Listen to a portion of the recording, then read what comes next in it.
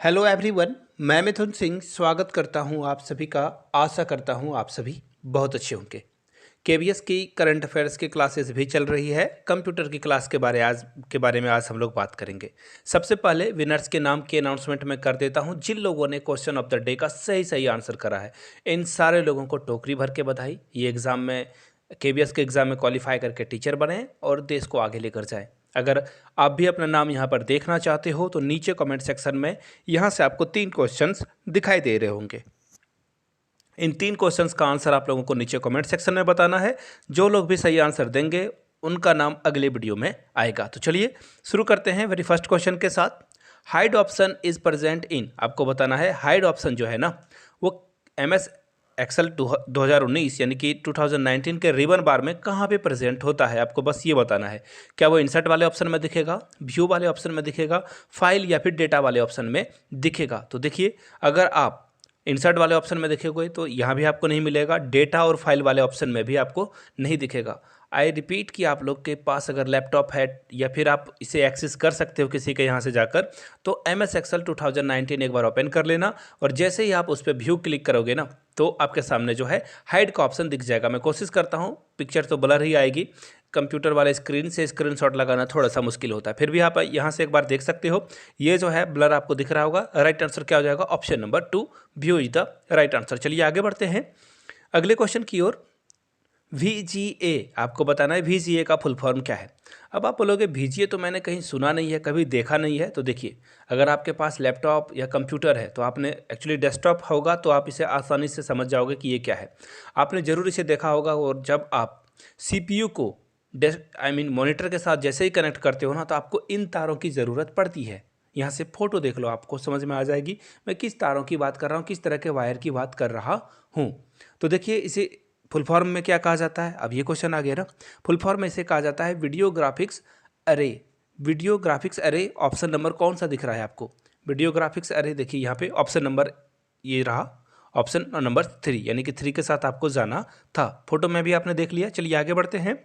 Mozilla is a web browsing, यानी कि Mozilla Firefox आप लोगों ने देखा ही होगा, आपने उस पर ब्राउज भी किया होगा। जैसे कि इंटरनेट एक्सप्लोरर है उसी तरह से, जैसे कि गूगल का क्रोम है उसी तरह से मोजिल्ला जो है एक वेब ब्राउज़र है। साथ में इस तरह से आपने ओपेरा भी देखा होगा, ओपेरा मिनी। तो इस तरह से इसका राइट आंसर क्या हो जाएगा? ये एक्चुअली ये पूछा गया है ये डेवलप किस साल हुआ था, आपको ये बताना है कि इसकी जो डेवलपमेंट करके इसे जो है मार्केट में उतारा गया था वो कब उतारा गया था? 2002 में, 3 में, 1 में या 2000 में? तो देखिए, इसका जो करेक्ट आंसर है वो है 2002। 2002 में जो है मोजिल्ला फायरफॉक्स की शुरुआत की गई थी। चलिए आगे बढ़ते हैं। Dash is used to carry digital data on analog lines. Digital data को कैरी जो है किससे किया जाता है? तो देखिए, डिजिटल डेटा को कैरी करने के लिए मॉडेम का इस्तेमाल किया जाता है। यहाँ से एक फ़ोटो देख लो, आपको सारी बातें समझ में आ जाएगी। यानी कि मॉडेम ही वो डिजिटल है जो कि डिजिटल डेटा को एनालॉग लाइन पर ले जाने के काम में आता है। Modem is the right answer, यानी कि ऑप्शन 3 इसका राइट आंसर हो जाएगा। चलिए आगे बढ़ते हैं अगले क्वेश्चन की ओर। Action of using the mouse to move an item on computer screen to a new location is called. आपसे पूछा गया है कि अगर आप किसी, सपोज कर लो कि ये टेक्स्ट लिखा है मैंने, है ना, इस पूरे टेक्स्ट को उठाकर मैं यहाँ लाना चाहता हूँ तो मैं किस ऑप्शन का यूज़ करूँगा? क्या मैं कट पेस्ट कर दूँगा तो या कॉपी पेस्ट कर दूँगा? आपका डाउट इसी में होगा। तो देखो, जब आप किसी को कॉपी पेस्ट करोगे ना तो फिर जैसे ही कॉपी करके पेस्ट करोगे ये सेम जगह पे ये उतर जाएगा, और अगर आप कट पेस्ट भी करोगे तो ये सेम जगह पे रह जाएगा। लेकिन अगर आप इसे ड्रैग एंड ड्रॉप करोगे, यानी कि इसे पूरे सेलेक्ट करके इसे हटाओगे यहाँ से और यहाँ लाकर छोड़ोगे तब वो हो जाएगा। मैं कोशिश करूँगा कि इमेज गूगल से अगर मुझे मिल जाती है ड्रैग एंड ड्रॉप की तो मैं आपको लगा कर दिखा दूंगा। अदरवाइज़ आप जो है कंप्यूटर में इसे प्रैक्टिस करके देख लेना। इमेज वगैरह जो है, जैसे देखिए ये लोगों को अगर मुझे हटाना हो, यहाँ से यहाँ लेकर जाना है तो मैं क्या करूँगा, ड्रैग करूँगा, ऐसे क्लिक करके जो है इस तरफ खींच कर लाऊंगा और यहाँ पे लोगो लगा दूंगा। चाहो तो इस लोगो को जो वाटर मार्क है यह भी लगा सकते हो आप। तो राइट आंसर क्या हो जाएगा? फिलहाल राइट आंसर 3 हो जाएगा। 3 के साथ आपको जाना था। चलिए आगे बढ़ते हैं क्वेश्चन नंबर 6 की ओर। Which of the following option contains extension of MS Office file, यानी कि एमएस ऑफिस फाइल का कौन सा एक्सटेंशन है। मैंने बार बार कहा है आपको, एक्सटेंशन जैसे आप फोटो खींचते हो तो .gpg में वो सेव होता है। तो इन 4 ऑप्शंस में से आपको बताना है कि एमएस ऑफिस में कौन कौन आता है। एमएस ऑफिस में वर्ड, पावर पॉइंट, पीपीटी, ये सब के नाम आपने सुन रखे होंगे। तो यहाँ से देख लीजिए, सबसे पहले जो एम एस वर्ड में आता है DOCX आता है। ये क्या आएगा एम एस वर्ड में। अगर मैं बात करूँ एक्सेल की तो XLXS जो है और X आता है लास्ट में, याद रखना 2007 के बाद XX ऐड होना शुरू हो चुका है।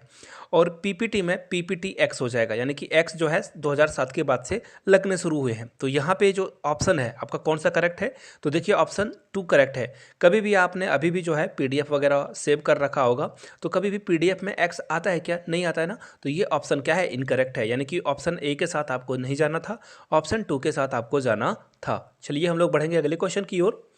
The numeric data enter in a worksheet, MS Excel की बात की जा रही है। ये जो भी न्यूमेरिक डेटा यानी कि 1 2 3 आप कुछ भी 1 2 3 कोई भी नंबर अगर आप यहाँ पे एंटर करते हो तो वो किस साइड में आता है। सेल्स की बात हो रही है। जो MS एक्सेल खोलोगे वो छोटे छोटे बॉक्स होते हैं ना, उसे सेल्स कहा जाता है। तो ये सेल्स में किस तरफ होते हैं, लेफ्ट में या फिर राइट में। तो देखिए यहाँ से आपको आंसर जो है, इस इमेज को देख लो आप, सारी बात को समझ जाओगे आसानी से। ये जो है आपको राइट साइड में दिखेगा। कहाँ दिखेगा, राइट साइड में, यानी कि थर्ड इसका क्या होगा, करेक्ट आंसर हो जाएगा। चलिए आगे बढ़ते हैं। यहाँ पे क्वेश्चन क्या पूछा गया है, विच of the following task is possible in slide show off MS power point. MS power point में कौन सा काम करना इजी है, यानी कौन सा काम किया जा सकता है।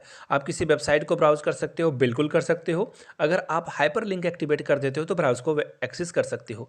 यूट्यूब वीडियो चला सकते हो, बिल्कुल चला सकते हो। आप किसी बच्चे का रिजल्ट तैयार कर सकते हो स्लाइड में, बिल्कुल कर सकते हो। देखिए मैंने स्लाइड में ये है, देखो मैंने डेटा लिख रखा है। चाहूँगा मैं किसी की मार्कशीट की फोटो भी यहाँ लगा सकता हूँ या मार्कशीट तैयार भी कर सकता हूँ। तो राइट आंसर क्या है, तीनों सही है, यानी कि ABC कौन से ऑप्शन में दिख रहा है, ऑप्शन नंबर 4 में, यानी कि 4 आपका क्या होगा, एब्सोल्यूट करेक्ट आंसर हो जाएगा। चलिए आगे बढ़ते हैं। All data in the computer system is represented as, यानी कि कंप्यूटर डेटा में जो सिस्टम में नंबर रिप्रेजेंट होते हैं वो किस में रिप्रेजेंट होते हैं। तो देखिए इसका आंसर होगा 0 और 1 में। मैंने आप लोगों को पहले भी बताया है कि कंप्यूटर सिर्फ 0 और 1 को ही समझता, बाकी किसी चीज़ों को वो समझता नहीं है। एक्चुअली वो इसे कन्वर्ट कर लेता है 0 और 1 में, यानी कि 1 इसका क्या होगा, एब्सोल्यूट आंसर हो जाएगा। चलिए आखिरी क्वेश्चन की ओर बढ़ेंगे। MS एक्सेल 2009 में A को और 1 को क्या नाम दिया गया है। कॉलम देखिए, एक्चुअली ये जो आप ABC ऐसे लिखा हुआ होता है ना, 1 2 3, ये पूछा जा रहा है आपसे कि ये कॉलम में होता है या रोज़ में होता है। देखिए ये 2 ऑप्शन तो ऐसे ही इनकरेक्ट है, इस पर आपको डिस्कस करने की ज़रूरत नहीं है। कॉलम होगा या रोज़ होगा। तो यहाँ से एक फ़ोटो देख लो, सारी चीज़ें आपके समझ में आ जाएगी।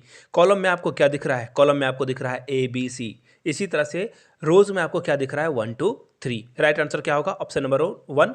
फोटो से आपने सारी चीज़ें समझ ली। जाते जाते आखिरी में आपको फिर से बता दूं, अगर आप previous question paper KBS PRT के लेना चाहते हो तो 99 में और 49 में जो भी पुराने पैटर्न पे जो भी क्वेश्चंस थे जो कि हिंदी इंग्लिश का हो, वो सब मिल जाएंगे 49 में 20 मॉडल सेट। 399 में आप मेरे हैंड रिटन नोट्स एक्वायर कर सकते हो। यहाँ से मेरी email ID और इंस्टा ID देख सकते हो। जिन्हें लेना हो ईमेल या इंस्टा पे मुझे मैसेज कर सकते हो। वीडियो को यहाँ तक देखने के लिए बहुत बहुत शुक्रिया। Have a good day.